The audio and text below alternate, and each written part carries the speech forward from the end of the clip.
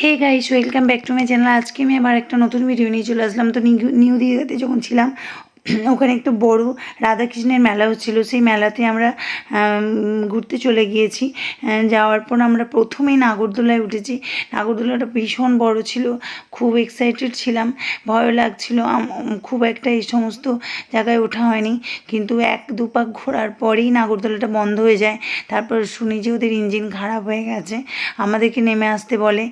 তো কিন্তু আমরা যে পেমেন্টটা করেছিলাম সেই পেমেন্টটা ওরা আমাদেরকে ফেরত দিল না। ওপর থেকে ভিউজটা কেমন লাগছে দেখো।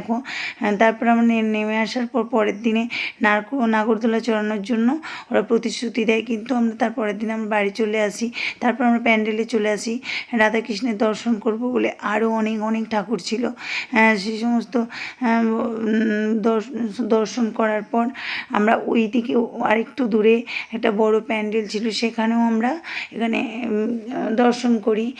তো এখানে প্রচুর হরিনাম সংকীর্তন সবাই মিলে করছে। তো দেখো